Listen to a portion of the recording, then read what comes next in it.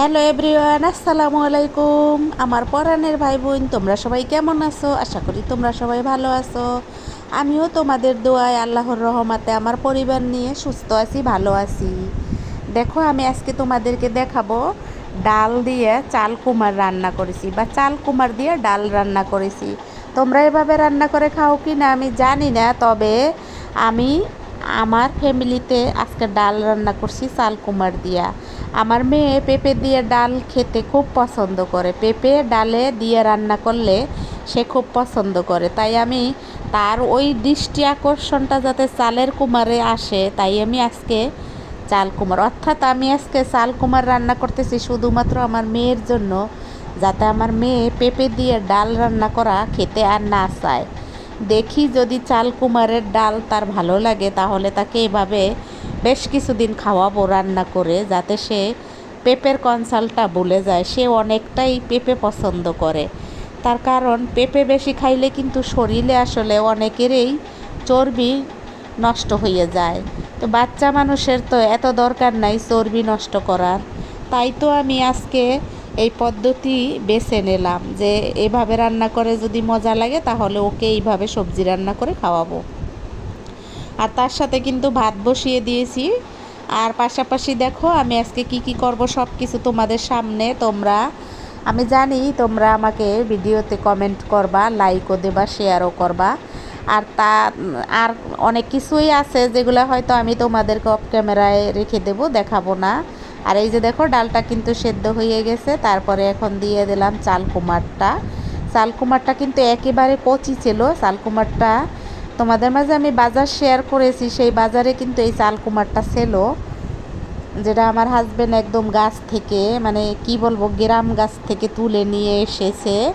তুলে নিয়ে আসে নাই, মানে যার থেকে কিনেছে সে বলেছে যে মাত্র এই গাছ থেকে তুলে নিয়ে এসেছি। তারপরে দেখো, আমি জালি কুমারটা কিন্তু সুন্দরভাবে কেটে কুটে রান্না করলাম। বাকি অংশ কিন্তু আমি আর একদিন তোমাদেরকে শেয়ার করেছি, যে সেটা শুধু খেয়েছি ইলিশ মাছের মাথা দিয়ে। এই শুরু হয়ে গেছে, এতক্ষণ কিন্তু একটা কাশিও দেয় নাই।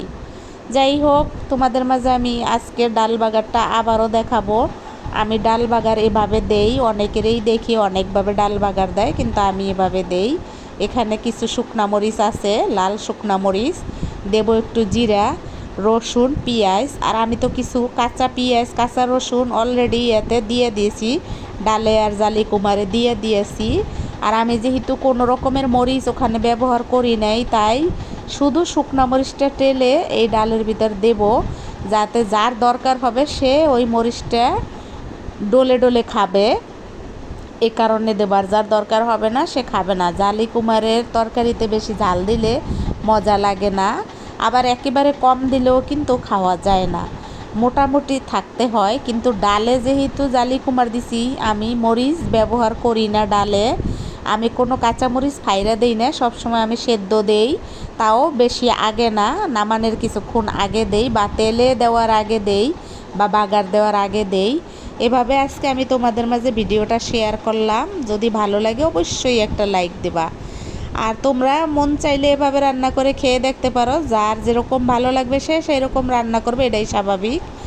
আমি আমার লাইফে আমার যেরকম ভালো লাগে আমার মতন করে আমি রান্না করি, যেটা আমি তোমাদের মাঝে শেয়ার করি, শুধুমাত্র তোমাদের সাথে শেয়ার করি। তোমাদেরকে কিন্তু আমি বলি না যে আমাকে তোমরা ফলো করো, কখনোই এটা বলি না। আর আমার এটা বলারও কোনো ইচ্ছা নাই।